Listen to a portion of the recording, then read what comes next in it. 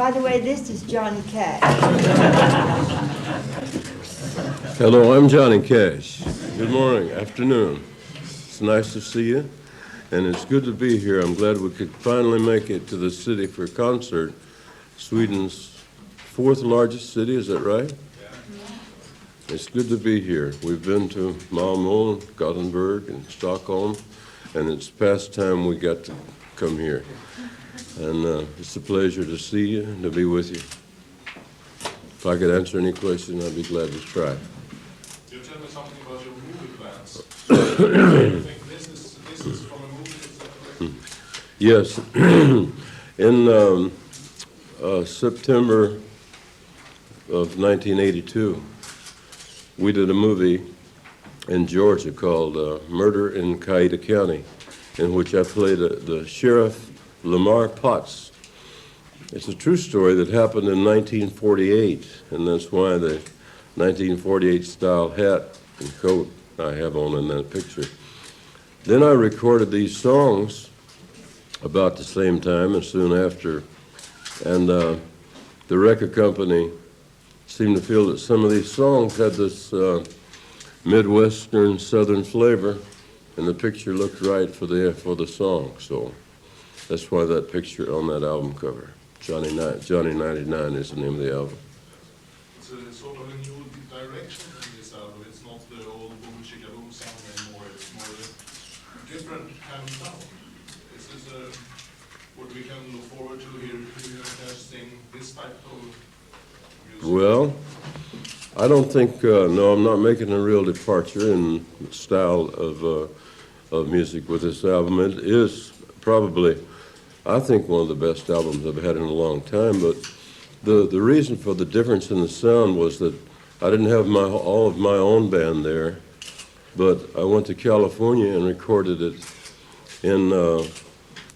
with Brian Ahern, producer, at his studio, and I had some very fine musicians like James Burton, in addition to Bob Wooten and Marty Stewart, with my own group, who performed on the album. James Burton and Hal Blaine on drums, and Jerry Sheff on bass. They play a little different style of music, yet these musicians having played so many concerts over the years with so many different artists, they had no trouble. We had no trouble working together. We did that album in 1 week. Have you stopped completely writing your own songs? Yes, it's still right. You're not writing your own songs? No, you misunderstood. She said, have you stopped completely writing? Oh, no, I'm Yes. still writing songs. But it just so happened the producer had picked these 10 songs. We had decided on these 10 songs before we even looked at mine. So none of my songs are on this album, but probably my next album will be hit through half of the songs on the album will be mine, because I'm still writing. How did you get to record the Bruce Springsteen songs? Springsteen, those songs come from an album of Bruce Springsteen's called Nebraska. And John Carter heard it, our son, June heard it, and I listened to it, and it sounded like those songs were just written for me. It was the kind of thing I'd been doing for years, like Highway Patrolman, the story song, you know? And Johnny 99, a song that's not too far removed from the style of Folsom Prison Blues, you know, same kind of feeling. So I immediately identified with Bruce Springsteen's songs, especially those two. Which musicians have you interviewed?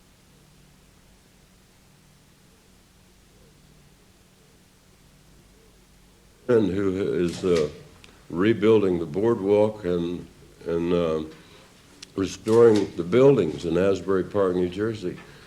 And we're getting an apartment there. We're going to have an apartment in Bruce Springsteen's hometown, quite by accident, you know. Very historic.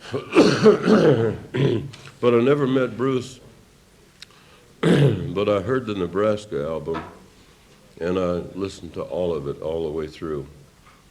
And I didn't want to overdo it. There were other Springsteen songs that I liked. There was State Trooper that I liked very much in this album that I almost recorded. But excuse me, the producer finally said, let's select two, let's don't overdo Springsteen. I said, well, I don't think you can overdo him because he's great, but we selected two out of the Nebraska album. Since then, I've listened to more of his earlier albums, and as you know, he's very heavy rock, and a little out of my street, But Johnny 99 and Highway Patrolman were Well, somebody said just he wrote exactly, that for you. yeah. Someone told me he wrote We heard that. that for me, but I'm not sure. We mean to I ask haven't him if we talked ever to meet him. him. But that's the word we got. He did write those. But I admire him as a writer, and I certainly admire his record as a performer and as a man who has big box office business. What about your once famous collaboration with Bob Dylan? Did you ever think that he resonated your career as a wider audience once? Pardon me, what's the question? Did you think that he had any influence on your career? I think so. In what sense? I think country music had more of an influence on Bob Dylan than Bob Dylan did on country music, though. When we first heard Bob Dylan singing, what was the name of the album? No West the Heart. First album, Where he was walking with the little girl on the street. The Walking one down. about you. Freewheeling, but yeah, Freewheeling Bob Dylan. Freewheeling Bob I thought, boy, there's a great country singer, because he was singing. Country. He was singing as country as anybody had ever heard. They both can really sing. Tack så mycket. Det här. får vi signera.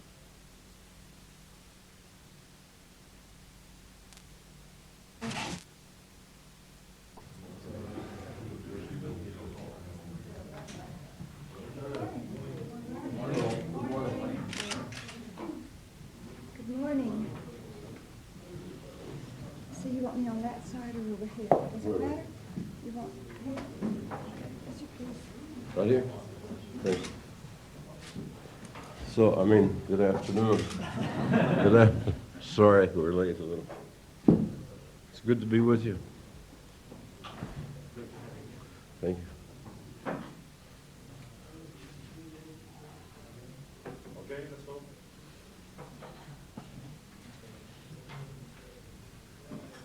Well, I have a question for you. What do you think of country music today? Is it losing its identity? So much of country music today is pop music. With your background, you must have some opinion on that, I think. Well, with my background, country music to me has always been kind of a folk kind of music, I guess what you might classify as as folk music, like the Carter family's music, which more or less told stories in song about love or war or sickness and death and health, whatever. There is a commercial aspect to country music today that is very commercial. It seems to be appealing to a lot of people. Country music is a very easy way of saying things. I think almost anybody can sing country music. Even I sing country music. You don't have to have a fine voice to always be able to sell records in country music. It has a universal appeal. I still like the old folk kind of music. I prefer that other than some of the more commercial kinds of, so to speak, beer drinking, cafe kind of country music. I prefer the other, but I love country music, and I think it does have a universal appeal. I don't think it's lost. I think it's finding its way. Pardon me? Who's with you today? Oh, who is with me? Yes, the musicians. On On stage tonight is June Carter Cash, is the star of the show, and she's going to let me do a few songs. And our guests are my 22-year-old daughter, Tara Cash, is here for the first time. T-A-R-A, like in Gone with the Wind, Tara.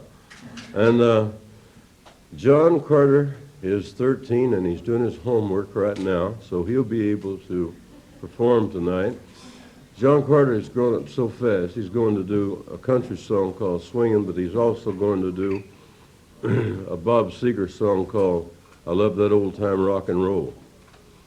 He's going to be performing that with the band tonight, but you'll be hearing a lot of traditional country music from June and from myself, and I'll be doing a lot of songs that have been requested that we do, like I Walk the Line, Ring of Fire, Folsom Prison Blues, Sunday Morning Coming Down, the most requested songs wherever we go. My musicians is my own band. The 7 very fine musicians, W.S. Holland on drums, Bob Wooten on lead guitar, Marty Stewart on guitar, Jimmy Tittle on bass, W.S. Holland on drums, Earl Ball on piano, Jack Hale Jr. and Bob Lewin playing trumpets and French horns. And trombones and anything that blows. Pardon me.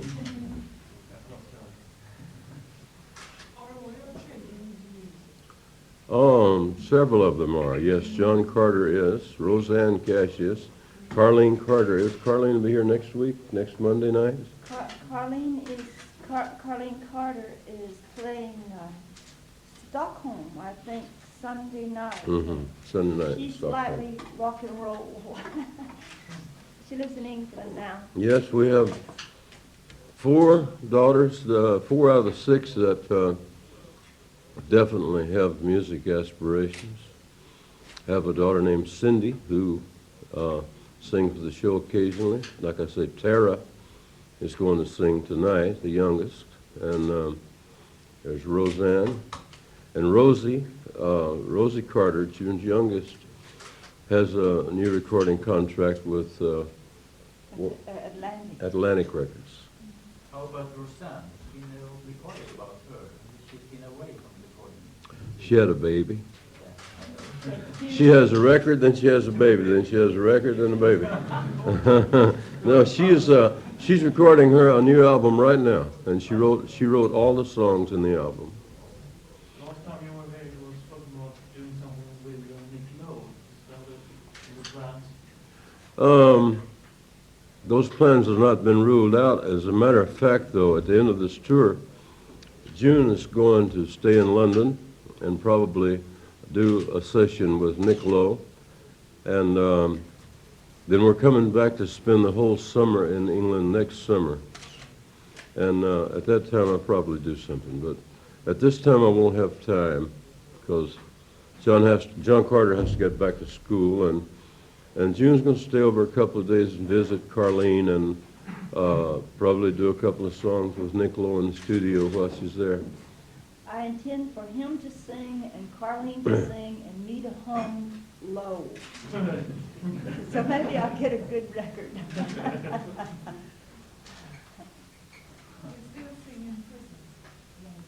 Occasionally. Only when I have to. No, I get a lot of requests to.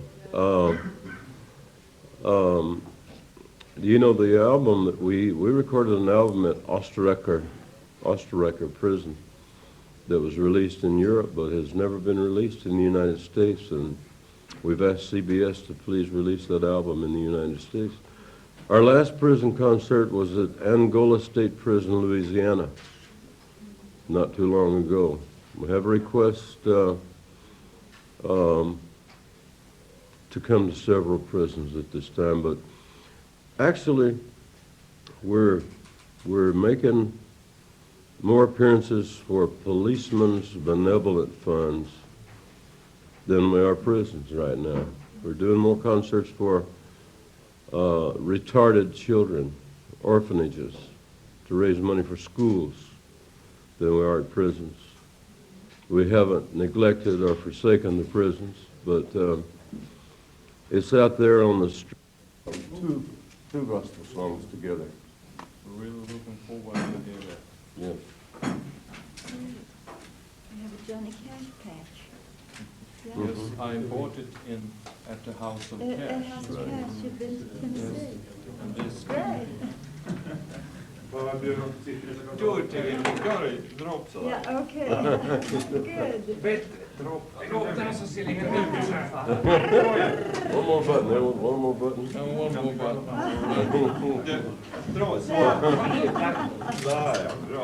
Good picture. Thank you. Thank you very much. Thank you very much. I have a small presentation I'd like to make, if I may,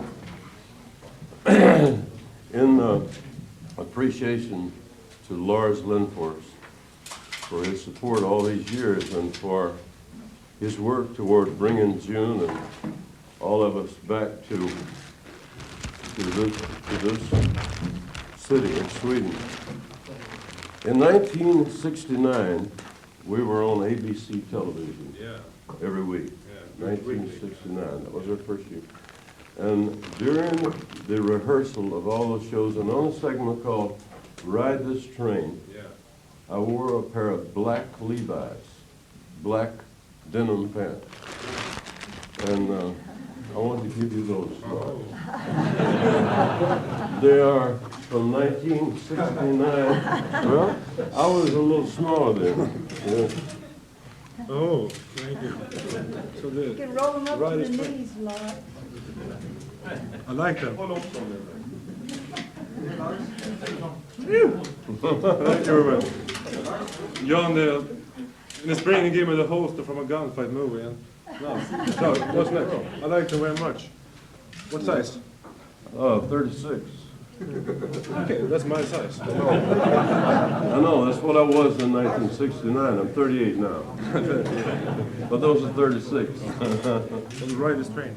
Yeah, But have you used them since then? Could you look here, a please? couple of times, yeah.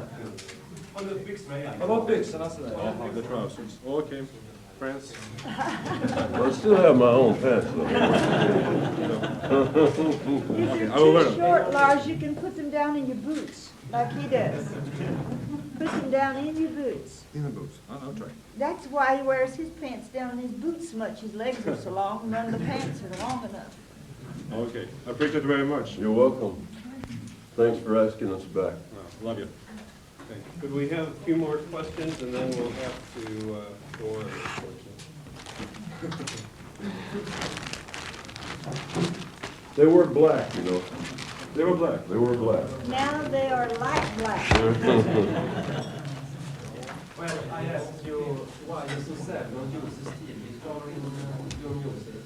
Pardon me? You're so sad, don't use the steel guitar in your Well, I started out on Sun Records in 1955.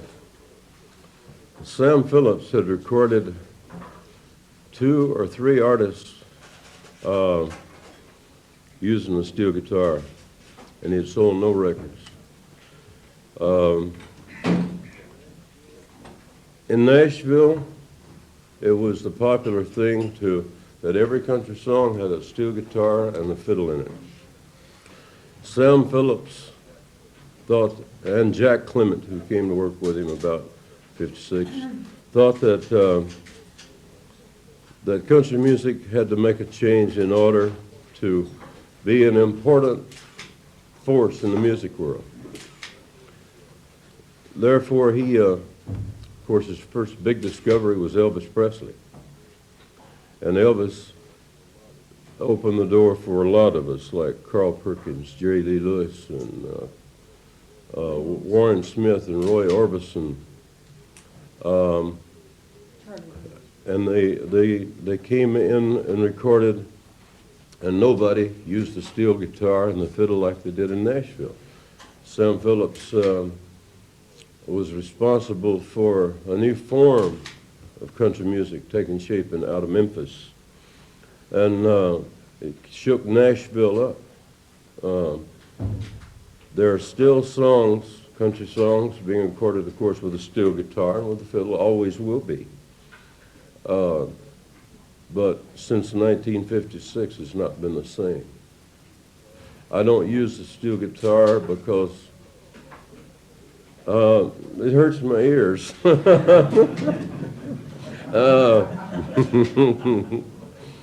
I think that's what Sam Phillips said to me when I mentioned it the first time. Steel guitar hurts his ears.